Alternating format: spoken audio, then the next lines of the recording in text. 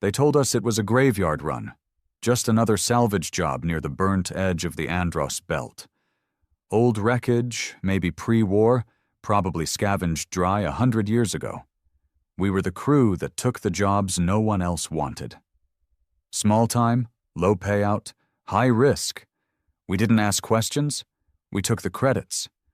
The ship was just hanging there in the black like it was waiting for someone to claim it. No damage, no distress signal, no energy signatures, no ID tags. Just a cold, obsidian silhouette bigger than anything we'd ever seen. Not built by any known race, and definitely not by humans. We docked, of course. Curiosity always trumps caution when you're desperate. The airlock resisted at first, then hissed open on its own. No power, no lights, but the mechanisms were flawless. We stepped into a corridor made of a dark alloy that absorbed every bit of light we carried. It was cold, silent, and wrong in a way that made your bones ache. But the ship, it felt alive. The first sign that this wasn't just another derelict came when Foster touched a wall panel. Nothing. Then Morales. Still nothing. But when I brushed my hand against it, it lit up. Just a soft pulse of amber light, like a heartbeat recognizing its owner. Everyone froze. We all saw it. The look on Foster's face said everything. This wasn't just salvage anymore. This was first contact. And for some reason, this alien relic wanted something from me. More lights followed as I moved forward. Doors slid open before I could ask. Systems started humming to life, slow and cautious, like the ship was waking up after a long sleep. But only when I was near. Anyone else? Dead silence. We tried everything. Foster yelled commands. Morales hooked up translators. Nothing worked unless I was the one interacting. Not just doors, terminals, navigation hubs, engine diagnostics. They only responded to me. "Try the bridge," Morales said, her voice tight with something between awe and fear. "If it responds there too?" The bridge was a cathedral of black stone and silver veins. And when I stepped in, every console lit up in slow, rippling waves. The ship welcomed me. It called me by name. I didn't tell the crew what I heard. The voice didn't sound human. It was ancient, layered like hundreds of whispers stacked into one. But it knew who I was. Not just my name. It knew things no one else did. Private memories, old regrets. Things buried so deep even I didn't visit them anymore. "This ship isn't dead," I whispered. "No," Foster said, stepping beside me. "It's waiting." That night I couldn't sleep. Not in our docked freighter, not knowing that thing, whatever it was still watching. Because that's how it felt. Every breath I took inside it, every step I could feel it learning. Not just from me, but about me. And I couldn't shake the thought. What if it wasn't coincidence? What if we didn't find the ship? What if the ship found us? I didn't tell the rest what the voice said that night. Not because I didn't want to, because I couldn't. It wasn't just the language. It was like the voice spoke around words, like it reached inside my head and injected understanding directly into my nerves. No sound, no syntax, just truth. Cold and invasive. And it knew me. It knew things that no black box scan or digital profile could know. It mentioned a name I hadn't heard in 15 years, one I buried when I left Earth behind. My brother. The voice called him the first wound. That's how deep it cut. That's how real it felt. Not just data. It knew what I felt when he died. It tasted my grief. I didn't tell Foster. Didn't tell Morales. I just said the system responded with a diagnostic readout. Nothing special. But I watched them, and I saw what they were really thinking. Wonder. Fear. Greed. Especially Foster. He was ex-military. Clean cut on the surface, but you could smell the rot beneath. A man like that doesn't see an ancient ship as a mystery. He sees it as leverage, control, a future. And I saw that gleam in his eyes. Same one I'd seen years ago when we raided that mining vessel in the Helios Loop. The gleam that says kill if necessary. I stayed aboard that night alone. I had to. The ship wouldn't let anyone else in without me. The others went back to our freighter to rest, or pretend to. I stayed in what I guessed was the command chamber, sitting in that high-backed chair shaped like it was made for me. It even adjusted to my posture, shifting like a liquid skeleton beneath me. And then the lights dimmed again. The ship was speaking. But not with words this time. I saw images, flashes in the air, not holograms, more like memories. War, fire, screaming stars. I saw ships, huge living things, ripped apart in the void.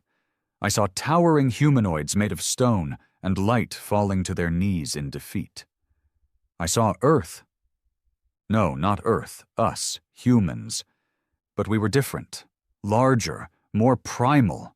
We were worshipped. I stood up fast, heart thudding. The images vanished. The silence returned. I turned and slammed my hand against the nearest panel. "What the hell are you trying to show me?" The voice returned. Quieter this time. A whisper that crawled up my spine. "You are the echo, the last seed. You will remember. You will awaken the war." I stumbled back, breathing hard. My legs felt like ice. "Number, that's not me. I'm just a salvage hauler." No reply, just the pulsing amber light, slow and steady like a heartbeat in the dark. Foster returned in the morning with two things, Morales and a plasma cutter.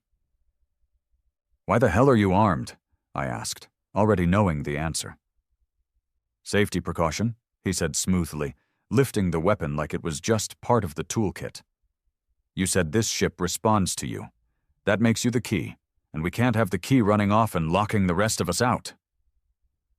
Morales shot him a look, but said nothing.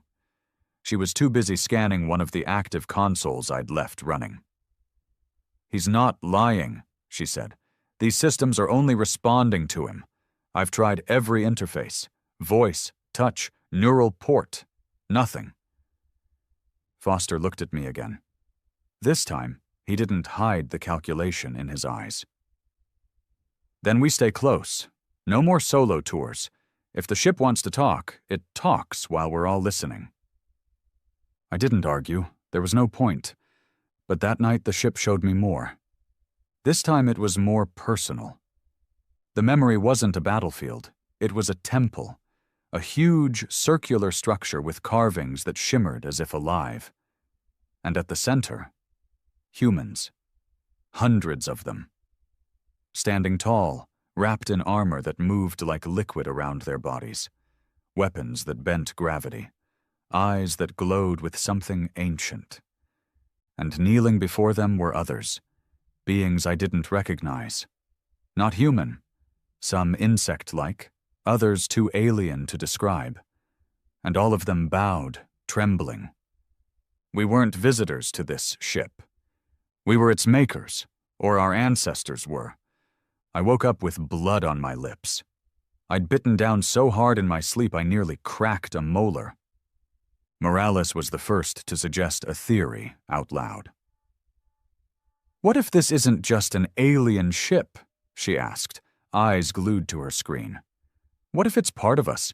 Not metaphorically, literally." "Come again?" Foster grunted. "I've run biological scans on the interface points," she said.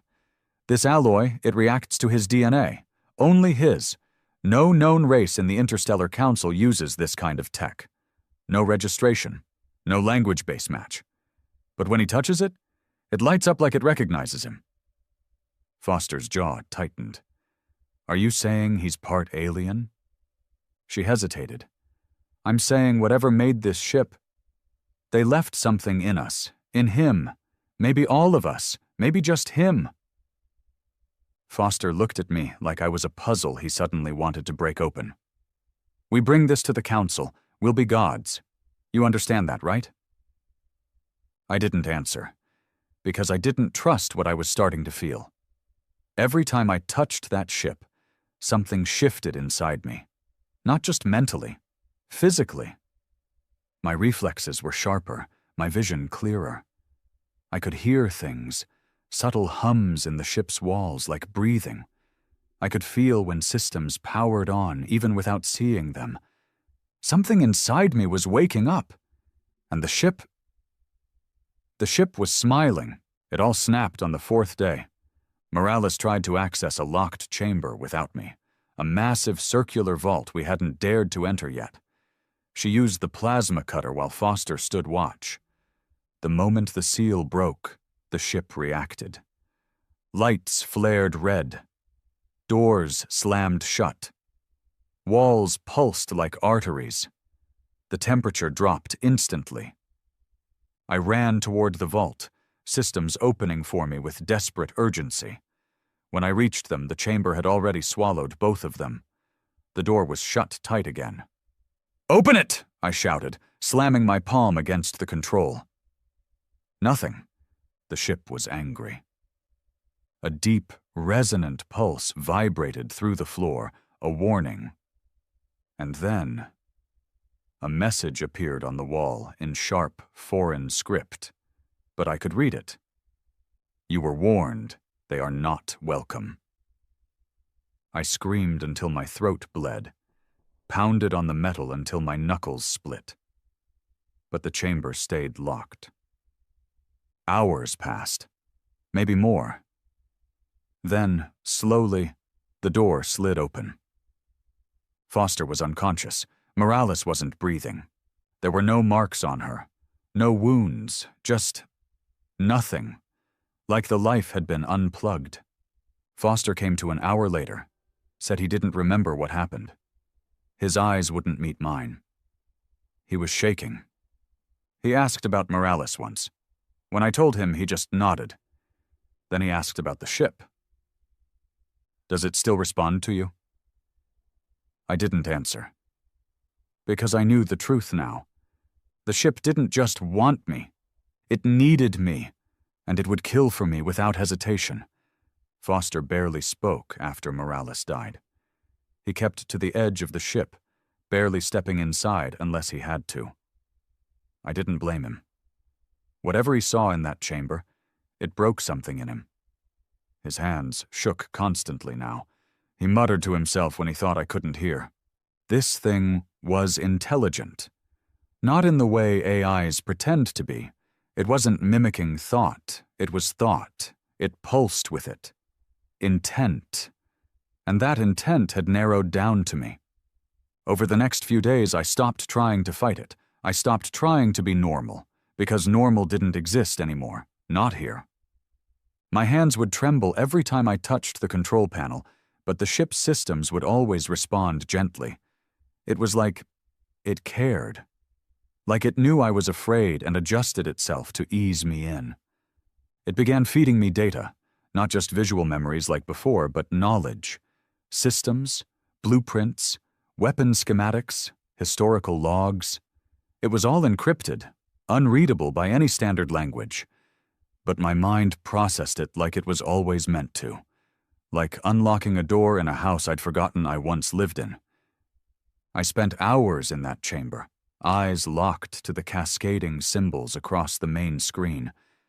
It felt like I was learning everything humanity had lost, or was never meant to remember. And then I found the log. Or maybe it found me. It was short. Just one sentence burned into my skull like flame. Earth is a colony. You are the return. That's when the dreams started. They weren't just dreams. They were experiences, memories that weren't mine, but felt like they were. I stood on a black mountain above a city of spires and light. I watched ships like the one I was in now rise into the atmosphere. and behind me stood others. Humans. But they weren't like me. They were massive, ageless, adorned in armor that bent gravity. Their eyes glowed white. We had ruled the stars once, long before we ever crawled on Earth. And then came the fall. Somewhere, long ago, something broke us. Something hunted us. And the survivors, the last of our kind, fled to a backwater rock to hide. To forget. Earth wasn't home. It was hiding, and now something had found us again. Foster came to me 2 days after the dream started. He looked rough, gaunt, pale, eyes sunk into sockets that hadn't slept in days. "We need to talk," he said. I didn't move from the command chair. "About Morales?" I asked. He shook his head. "About you, about the ship, about what you're becoming." I flinched at that. Becoming? He pointed to my arm. I looked down. The veins beneath my skin were glowing faintly. Amber. Like the ship's lights. "You think I haven't noticed?" he said. "You don't eat, you don't sleep. You plug into that thing for hours, and when you come back, you know things no one taught you." I didn't answer. "Is it changing you?" he asked. "Are you still... you?" That question hung in the air like smoke. Was I? I still remembered Earth, still remembered my name. The bar where I got into a fight that cost me my job. The girl I left behind when I shipped out. The taste of bad whiskey. The ache of old regrets.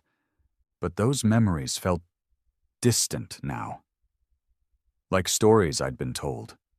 Not things I lived. "Would it matter?" I finally asked.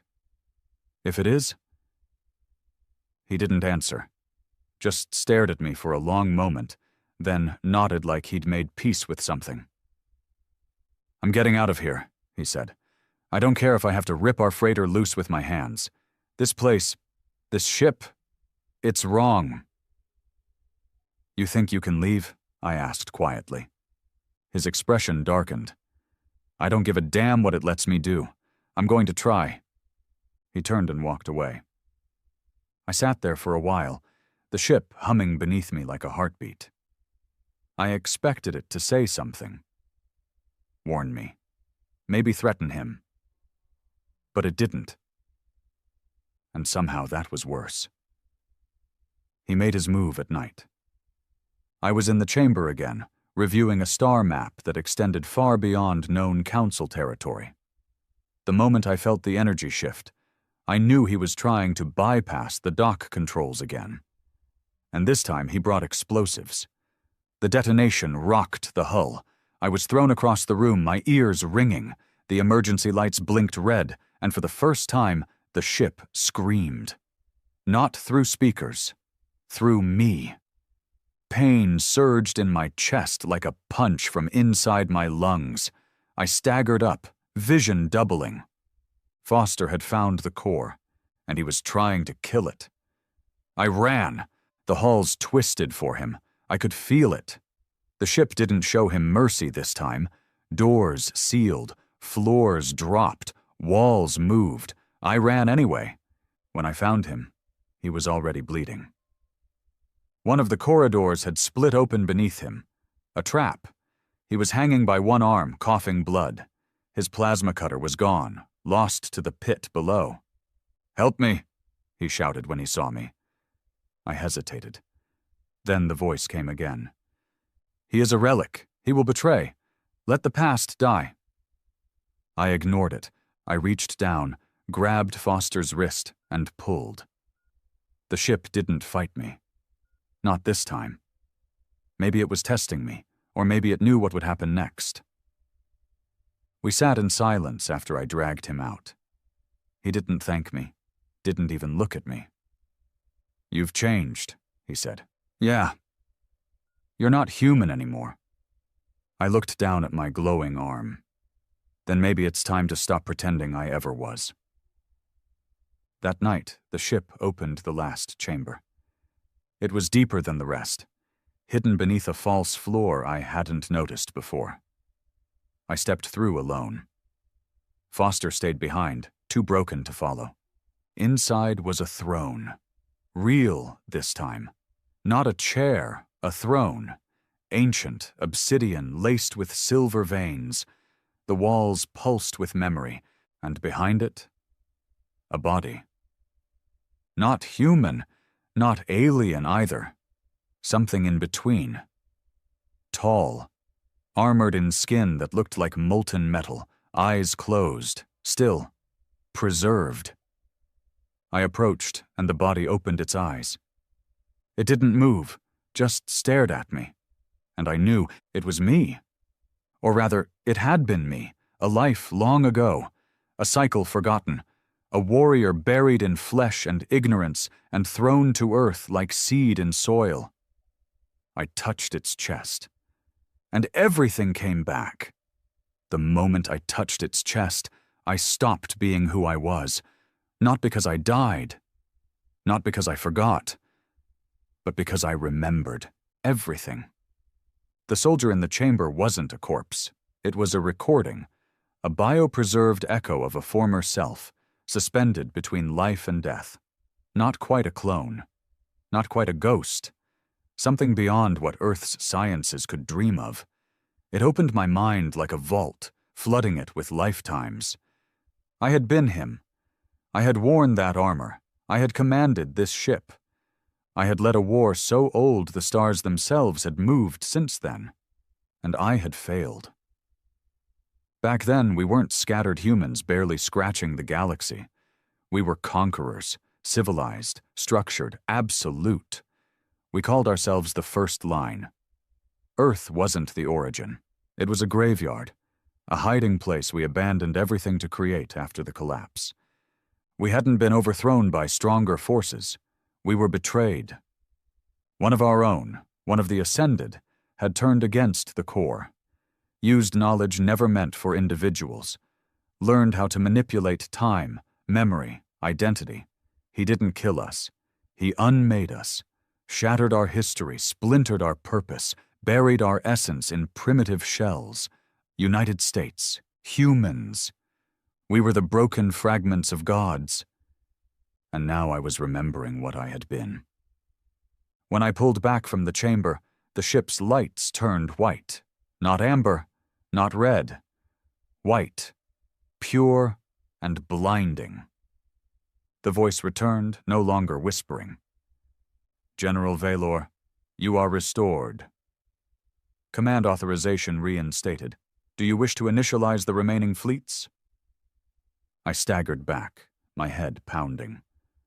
General Valor! That was me. That is me. The memories weren't vague dreams anymore. I remembered issuing orders from the Prime Bastion, remembered orbital sieges, remembered the last time I saw the Ascended traitor, and how I failed to stop him before he fractured the truth across the stars.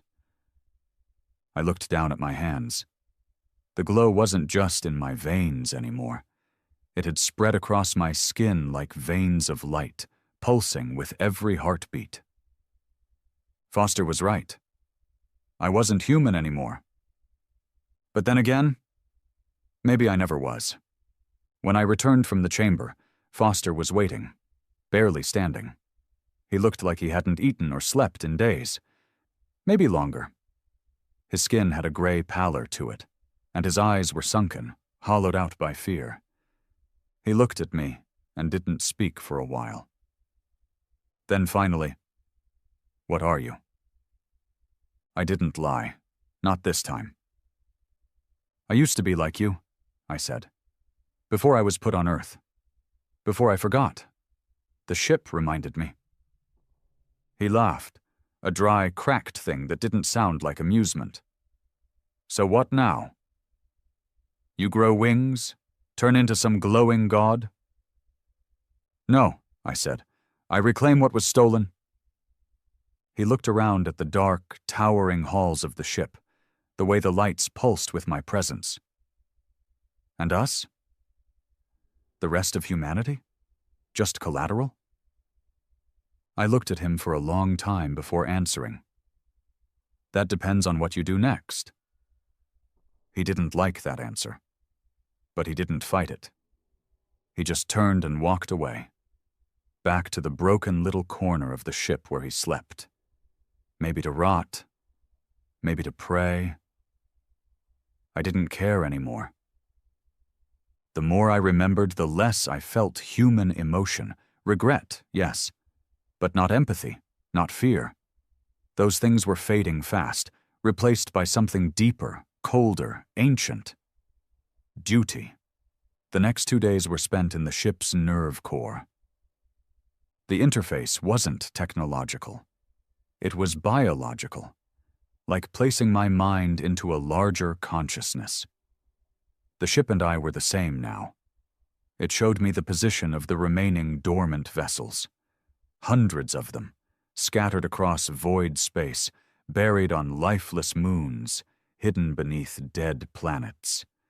Each one containing another piece of us, another soldier, another weapon, another key to the old war. I sent the signal. Reactivation beacon initiated. Frequency locked. All surviving vessels will converge. And just like that, the sleeping gods would begin to stir.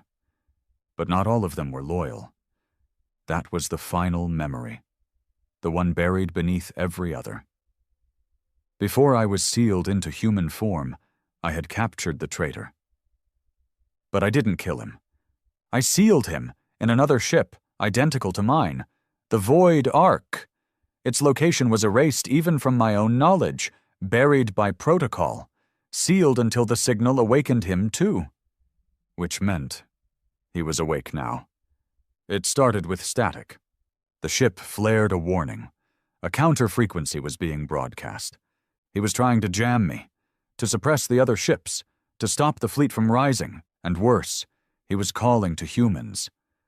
I saw it, flickering through the ship's main interface, messages sent across subspace channels, propaganda, false truths. Alien threat detected. Unknown vessel compromised. Biological corruption. Seek and destroy. He was painting me as the threat. And they'd believe him. The humans on Earth, the Council, the Armadas, they wouldn't hesitate to wipe out something they couldn't understand. Unless I got there first. I powered the ship's main drive. The core roared to life, light bending around it as it tore open a rift into subspace. The jump path was direct. Earth. Not to conquer. Not to destroy. To tell the truth. Or what little of it was left.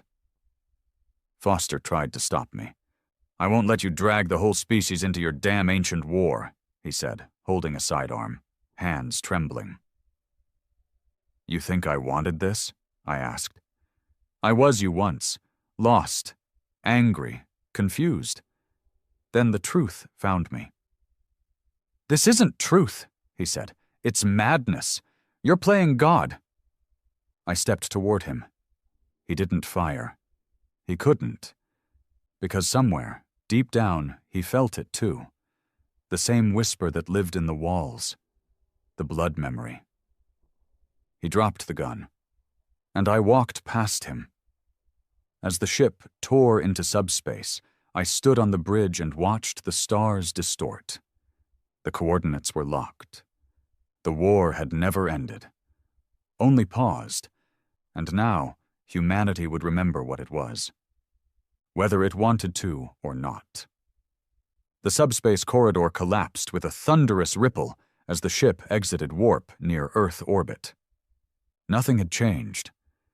Cities still glowed beneath the clouds. The orbital stations drifted peacefully. Civilian transports buzzed in the upper atmosphere. Earth, to the unaware, was the same cradle of ignorance it had always been, sleeping peacefully while the stars burned around it. But my ship didn't go unnoticed. Within minutes, planetary defense systems lit up. Satellite scanners pinged us. Warships scrambled from lunar bases. The response was rapid, automatic, and terrified. I watched it all through the ship's lens.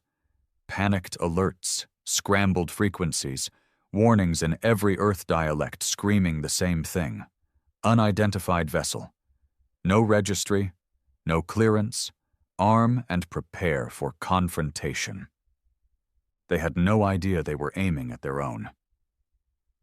"Foster," I said without turning. He stood at the back of the bridge, arms folded, still gaunt but steadier than before. "Yeah? If they board, I won't stop the ship."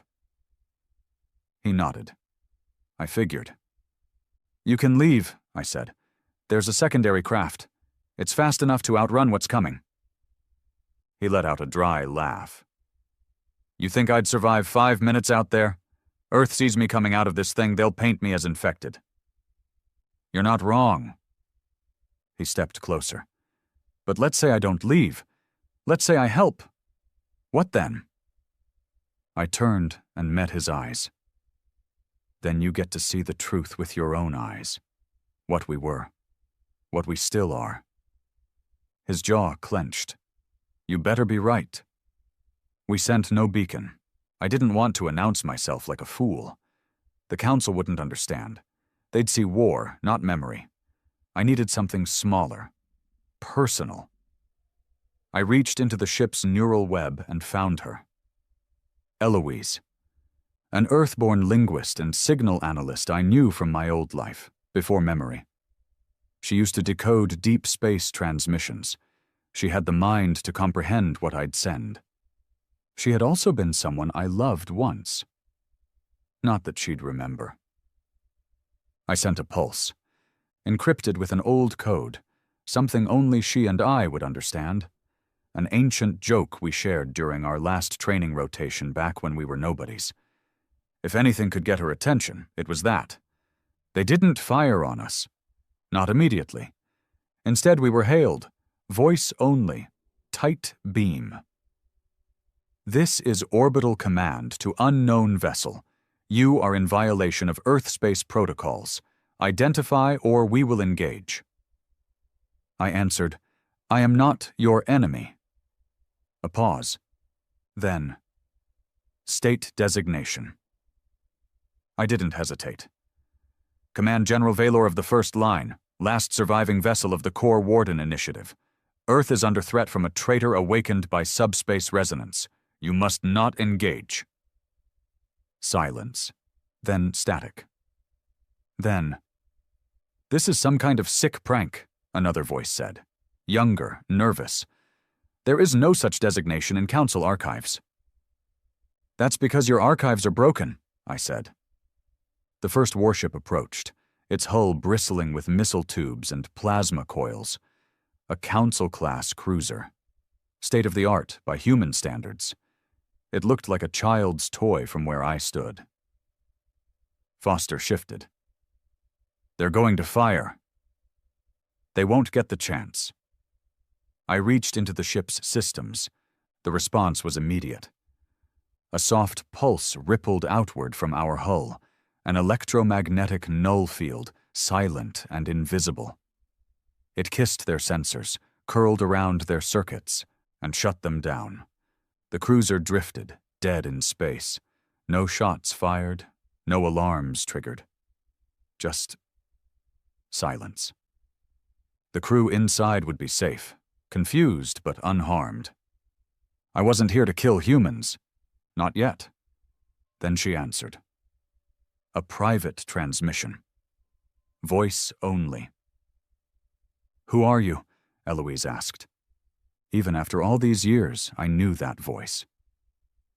"I'm the part of you that remembers what you were," I said. "We served together. Once, a long time ago. I need your help." Another long pause. "You sent the Orion joke cipher," she said. "Yes. No one else knows that." "I know." Her voice dropped. "You're not human, are you?" "I am," I said. "Just not like them."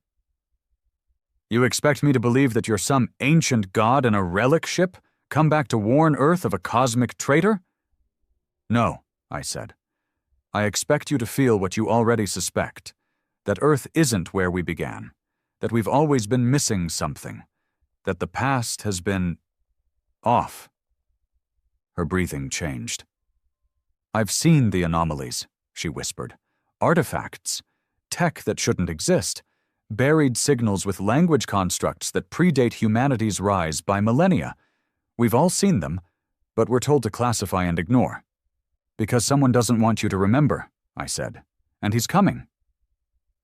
She agreed to meet me, under the radar, no authorization. One shuttle, cloaked, unarmed. She docked alone. Foster watched her like a hawk, but I told him to stand down. She walked into the ship's interior like someone walking through a church built by ghosts. Her hands shook as she touched the walls. They feel familiar, she whispered. They should. She turned to me slowly. You were telling the truth. I wish I wasn't. She helped us connect to the planetary systems, bypassing council oversight. A risky move. But she was good. Too good. I suspected, somewhere deep down, she had always been one of us. A sleeper like me. Together, we unlocked the coordinates of the Void Ark, the prison ship of the traitor. It was moving. Fast. Its trajectory was clear. Earth. And then, he spoke. Not through a signal, not through a broadcast. Through me. My head snapped back as a sharp pain ripped through my spine. My vision blurred, my chest heaved. Then a voice, cold, elegant, mocking. Still playing hero, Valor? Still clinging to the corpse of humanity like it matters? Get out of my head, I growled. You had your chance. You failed once. Now you're dragging them into a war they can't win. They deserve the truth. They deserve extinction. You know it. Weak, broken fragments of what we were. Let them fade. Join me. Finish what we started. I bit down, hard, blood filling my mouth. I'll kill you myself. Then come find me, General. One last time. The link snapped. He was in orbit now, in the dark side of the moon. Masked. Silent. The Void Ark was bigger than mine. Older. Meaner, and it was awake. We had hours, maybe less. What's our move? Foster asked. I looked at him, then at Eloise, then back at the stars. We finish what we started, I said. And this time, we don't fail. They saw him before they understood him. The Void Ark broke from the moon's shadow like a nightmare stretching its limbs. No arrival signal, no protocol, just sudden, massive presence. Bigger than my ship, darker than any council vessel, and older than any records could trace. Its surface wasn't just black. It shimmered, reflecting nothing, like light itself refused to acknowledge it. Earth's defense grid lost its mind. Satellites turned. Missile arrays armed. All global networks began to stutter and choke. Hundreds of orbiting systems went dark.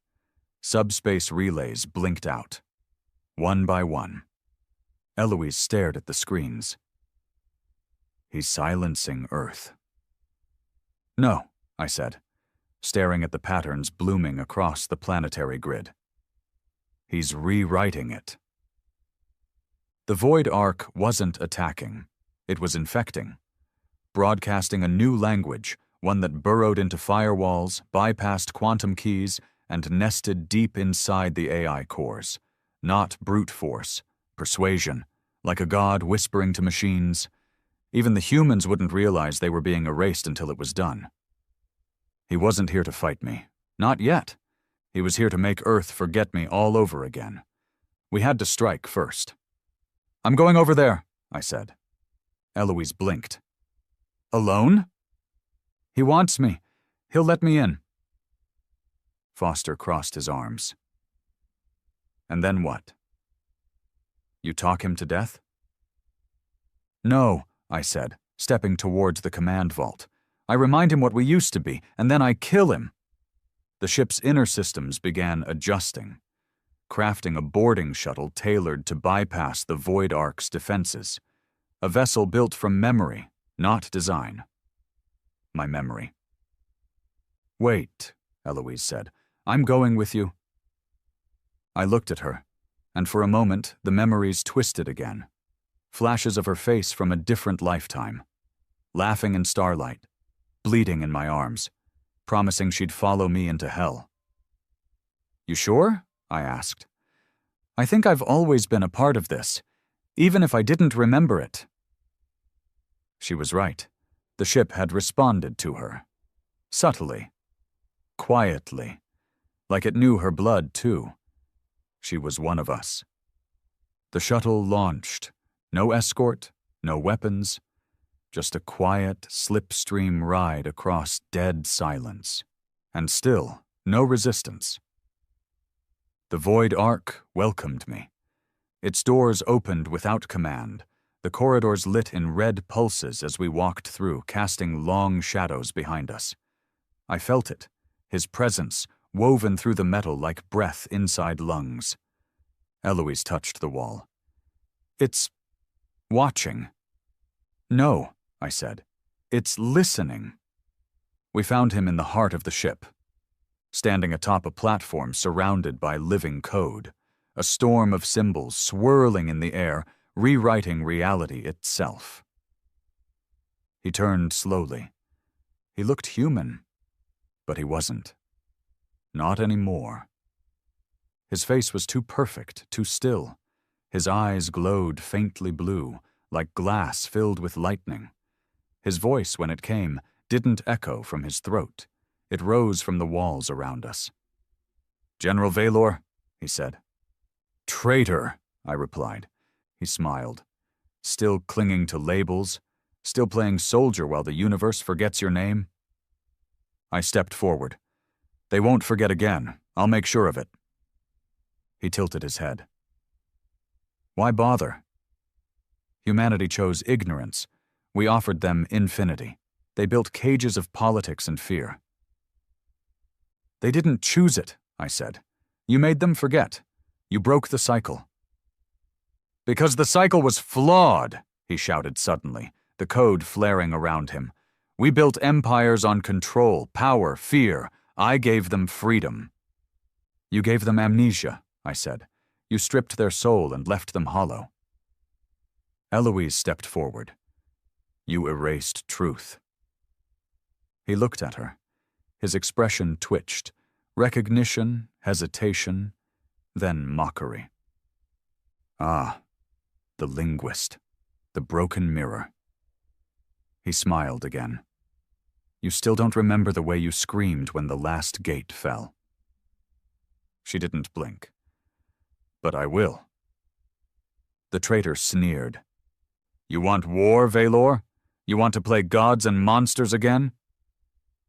He raised his hands, and the chamber screamed. Code twisted into form. Armor wrapped his body in liquid black steel. Wings of hard light flared from his back. Weapons folded into his arms.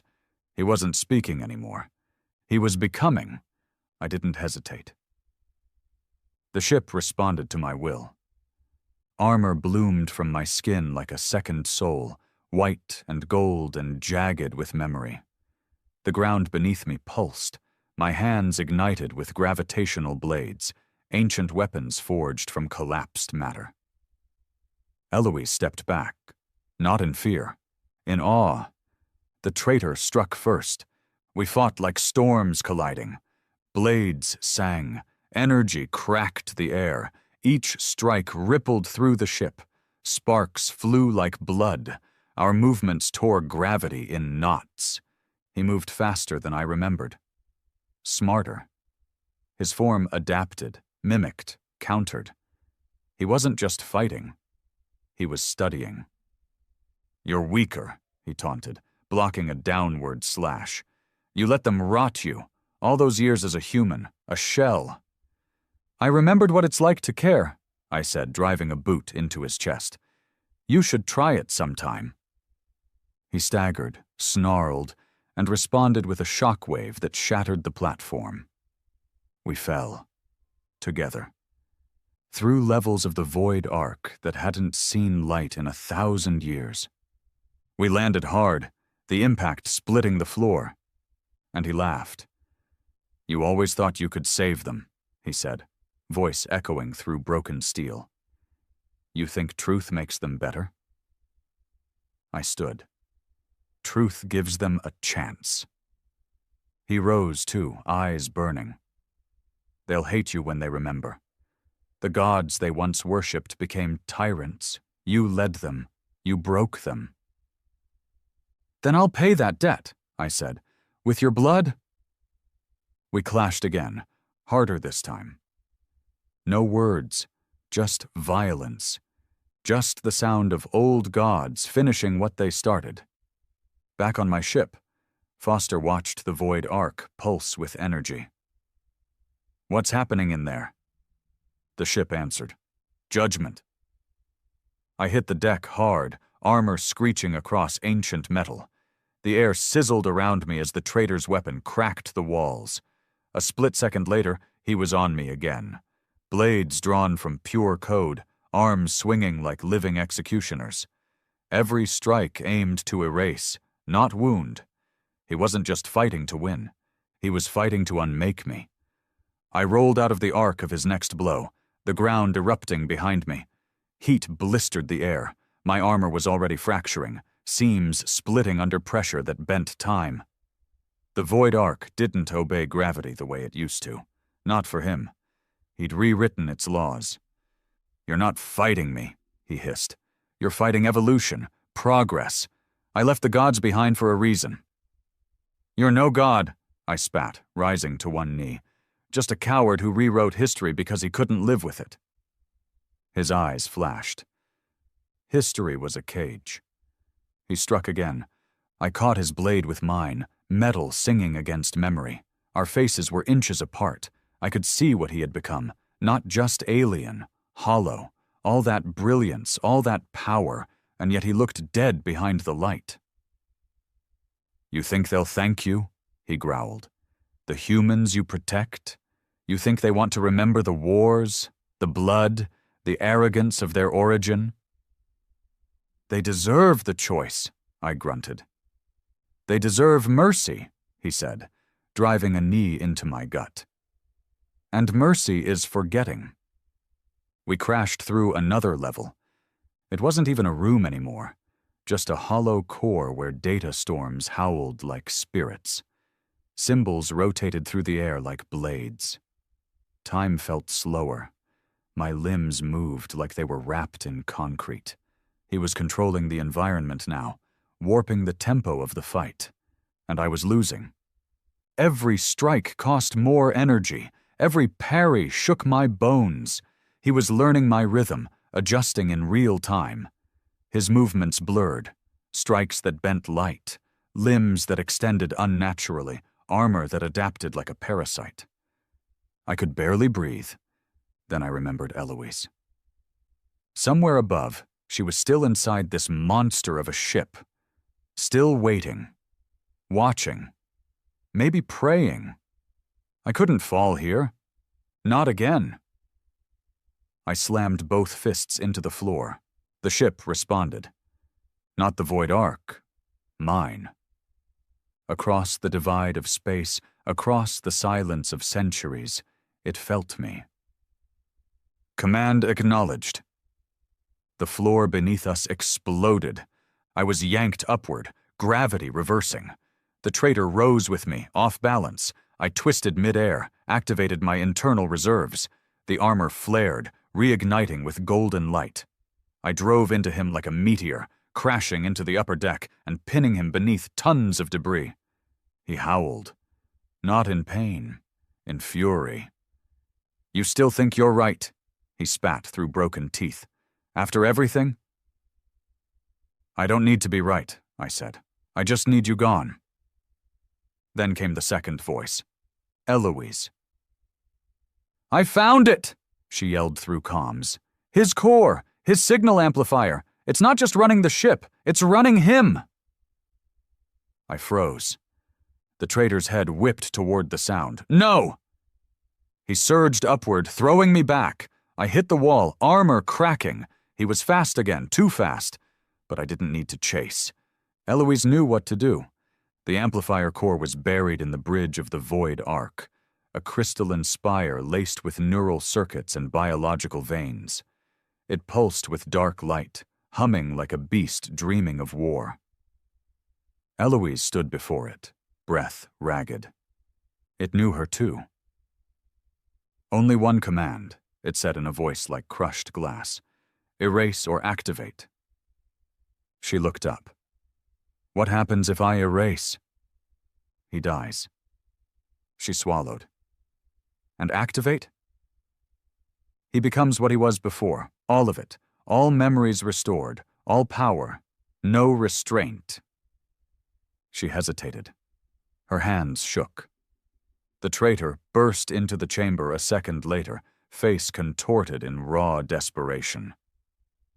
Don't, he snarled. You don't know what that thing is, what I was, what we were. I think I do, she whispered. Then you know, he said, slowing now, voice softer. We were monsters, titans, tyrants. I tried to fix that. By lying, by saving. He stepped closer. You want truth? Truth is blood and memory and fire. The moment you activate that core, he becomes the weapon again. The killer. So do I. So do you. She looked at me as I stumbled into the room behind him, bleeding, cracked, burned. He turned toward me. We stood there, the three of us. Memory. Betrayal. Choice. Then she placed her hand on the core and whispered, let them decide. She activated it. The void arc screamed. A wave of energy pulsed outward like a sun detonating inside the hull. The air warped.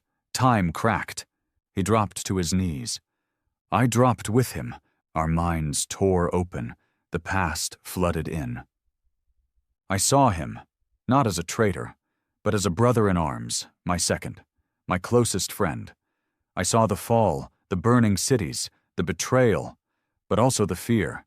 He hadn't destroyed memory out of arrogance. He'd done it out of guilt. We had been gods, and we had done terrible things. We collapsed side by side, breathing hard. No longer enemies, just survivors of a cycle too old to keep spinning. Now what? Eloise asked. I looked at him. He didn't answer. He just closed his eyes. The void arc was dying. Not burning, not collapsing, just releasing. As if holding its breath for centuries and finally letting go, the activation of the core hadn't just affected him, it had ruptured the old seals across the ship's body. Symbols dimmed, hallways relaxed, lights pulsed in long, soft waves, not of warning, but of peace. A kind of death, maybe. He didn't move for a long time. Not dead, not broken. Just sitting beside the core with his head tilted back, eyes shut, armor dimmed and open at the seams. I watched him, arms crossed against my own bruised ribs. You remember now, I said. He nodded slightly. All of it. So do I. He opened his eyes. They weren't blue anymore, just gray. Human. Tired. You came to kill me, he said. I did. Still going to? I didn't answer. Eloise stood beside me. Her hand had left the core, but her finger still glowed faintly with the echo of its touch. She looked at him, not with hatred, but with something else. Pity or understanding. I read the logs, she said softly. You weren't wrong about what we were. What we did. No, he replied. And that's why I buried it. The history, the names, the language, all of it. Because we weren't heroes. We were gods playing games with planets. The war was a cover. The real sin was how easily we justified it. They wouldn't have, he said. You think Earth could have carried the weight of what we were? The Council? The colonies? They'd tear each other apart the moment they realized they came from monsters. He wasn't wrong, and that was the problem. The truth wasn't noble. The truth was ugly. We weren't lost kings or forgotten warriors. We weren't romanticized saviors left behind by time. We were conquerors who fell on our own swords. We ruled with brilliance, but without restraint. We were feared, worshipped, and we burned half the stars we touched. And when it all broke, when the betrayals came, we hid the truth not to protect it, but because we couldn't bear to admit what we'd become. So we buried ourselves in flesh and bone, became humans, mortal, limited, forgetful, because it was easier to believe we were born small than to remember we had once been giants. The ship's systems continued to fall quiet. The Void Ark was dying because its purpose had ended. The last protocol had run. The last argument made. The final choice now belonged not to machines, but to us. I looked at Eloise. You don't have to stay in this, I said. This was never your war. Yes, it was, she replied, even if I didn't remember. Her eyes met mine. We all carry pieces of the past. Yours are just louder. She turned towards the traitor, toward the man who had nearly unmade history. What do we do with him? She asked. He looked at me. Execute me, if you're still clinging to duty. I won't stop you. I considered it. I really did. There was logic in it. Justice, maybe even mercy. End the cycle with a clean cut. Let Earth live on in its illusion and take the truth back to the void. But then I thought of the choice Eloise had made. Not to kill, not to erase, but to awaken. I turned and walked to the nearest console. My armor receded as I moved. The ship still knew me, still loved me in its way. Broadcast the core memory archive, I said. To all human channels, all frequencies. Eloise inhaled sharply. You sure? They deserve to know. The ship paused, like it was waiting one last time for me to take it back. I didn't. The message began to send. A flood of images, languages, memories, code so ancient it cracked open the newer systems just to fit inside. Earth's grids trembled as it passed through. Defense satellites blinked, civilian channels stuttered, and then silence and understanding. Across Earth, across the moons, across the listening worlds of the Council, one truth rang out. You were more. And you forgot. For hours, no one responded. Foster, still aboard our ship, watched from orbit as Earth trembled. He didn't call. He didn't run. He just waited. Then came the first reply. Not from governments, from people, messages, short, raw, confused. Is this real? What does it mean? Were we gods? Did we fall? Do we rise again? They weren't afraid. They were awake. Days passed. Earth didn't burn. The Council didn't attack. No fleets arrived to silence us. Instead, ships began to move, not to war, but to listen, to ask, to learn. Small teams arrived in orbit, historians, scientists, sleepers like Eloise who began to remember strange things at the sight of ancient words. They came to understand, to rebuild what had been buried. The traitor never left the Void Ark.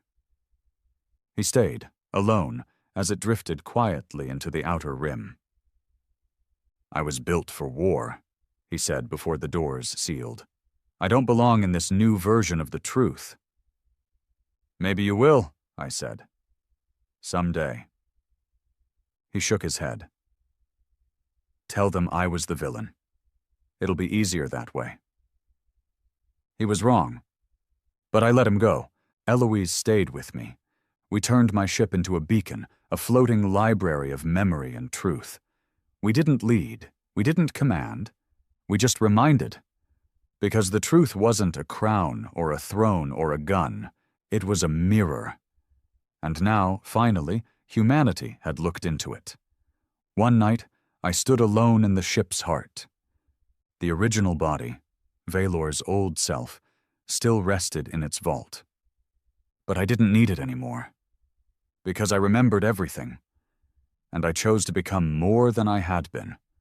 Not a god, not a soldier, just a man who carried truth in his blood. "Are you afraid?" Eloise asked, stepping beside me. I looked at Earth below. "No," I said. "For the first time in centuries, I think I'm ready." "For what?" I smiled. "To see what they become." The stars above Earth hadn't changed. Even after everything, after memory returned, after ships stirred, after the truth was whispered through every system, they still shined with the same cold, quiet brilliance they always had. Watching, silent, unmoved. But the world beneath them had changed. Not all at once. Not with fire or banners or marching fleets. The change was slower, quieter, like a forest thawing after centuries of winter.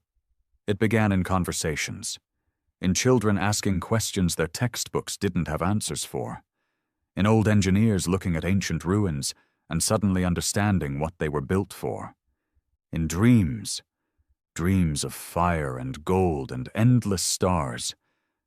I didn't stay in orbit forever. Neither did Eloise. The council invited us, at first as witnesses, then as consultants, then as something else entirely. They didn't know what to call us. Some said ancestors, others relics. A few called us imposters. That was fine. We weren't there to be believed, just to stand still long enough for the world to catch up. And it did. Barely. They didn't all want the truth. A portion of the council rejected the idea outright, called it myth, fabrication, said I was a genetic hoax, some experiment gone rogue. The traitor's memory was useful for them. A perfect scapegoat. All blame, no complexity, a neat bow for a messy history. But the data was there. The symbols, the tech, the ships rising from moons long buried in darkness, and the sleepers. Thousands of them, all across the colonies. People who had never met, never studied the old codes, suddenly understanding them without training. Eyes lighting up at the sight of old glyphs. Soldiers who moved like they'd fought in wars they had no name for. Pilots who could fly alien vessels without instruction. They didn't need proof. They were the proof. Some wanted to build again, reclaim the glory, the ships, the weapons, the reach. But they forgot the truth we paid for in blood. So I reminded them. I released the war logs, not the victories, the horrors, footage, personal accounts, battle reports. I showed them what we had been, not gods, weapons wielded too long.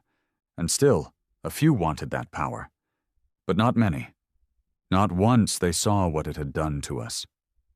I visited the Void Ark one last time. He was still there. He looked older now, not physically, but in the way shadows linger longer on people who've seen too much. "Thought you were done with ghosts," he said when I arrived. "Some ghosts need goodbyes?" He didn't argue. He just looked at the stars. "You were right," I told him. "We owed them the truth." He nodded. They deserved it. A long pause. "I'm still not ready to walk among them," he said. "I know." "You?" I looked back at the transport waiting for me. "Someone has to teach them how to fly." Eloise became a voice, not just beside me, but across the stars. She was better at it, softer, smarter, less wounded. People trusted her. They should. She remembered enough to speak with authority, but not so much she drowned in it. A perfect bridge between what was and what would be.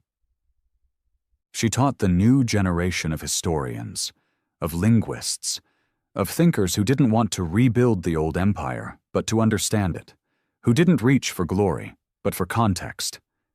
It was slow work, but it was honest. I started writing, not reports, not strategies, stories, accounts, memory logs, the kind of stuff that made commanders nervous, that turned statues into men and legends into flaws, the kind that made people see us not as gods, but as men who once forgot who they were. One day, a child found me at a lecture. She couldn't have been older than 10.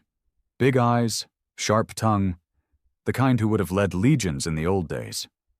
"Are we going to be gods again?" she asked. I smiled. "Do you want to be?" She frowned. Thought hard. "Number, I think we should just be better people." I nodded. "Good answer." She didn't smile, just looked me dead in the eye and said, "Then you better teach us right." That's the legacy now. Not power, responsibility. Not remembering for its own sake, but to make sure forgetting never becomes the easier option again. The ship still waits for me, orbiting the outer belt like a guardian. Silent. Watching. It doesn't speak as often, because it doesn't have to. We remember now, all of us, and memory. Memory is a weapon that belongs to the ones brave enough to carry it without using it.